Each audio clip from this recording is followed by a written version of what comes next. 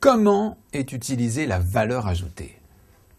On peut dire, pour simplifier, que la valeur ajoutée va être utilisée pour rémunérer les deux facteurs de production, le travail et le capital, qui ont permis d'ajouter de la valeur aux consommations intermédiaires.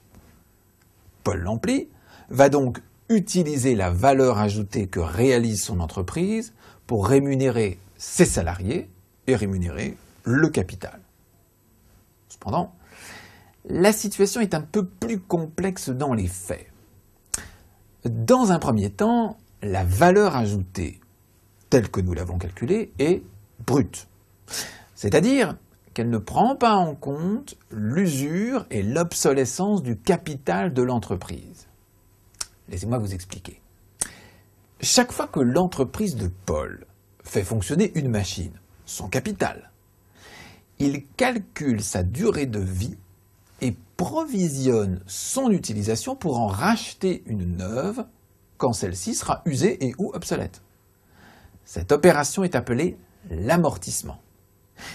Il permet d'éviter que le capital investi ne se déprécie.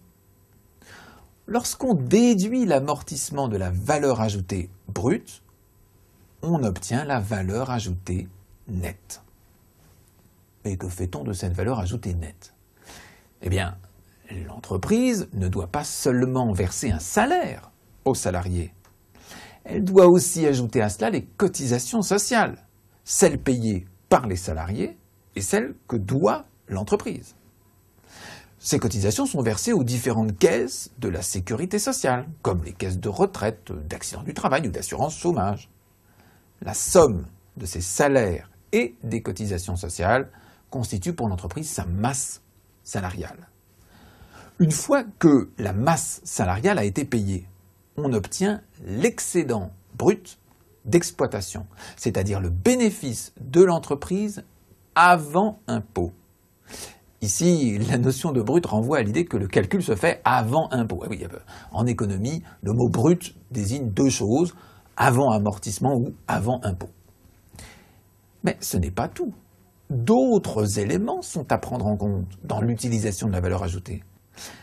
Lorsque Paul rembourse sa grand-mère, qui lui a prêté avec intérêt les capitaux de départ pour se lancer dans son activité, cette somme sera aussi déduite de la valeur ajoutée nette. On déduit également les impôts sur la production prélevés par l'État. Ils vont servir à financer les infrastructures et les services publics qui, eux aussi, ont participé indirectement à la réalisation de la richesse. Tous ces éléments composent le partage de la valeur ajoutée.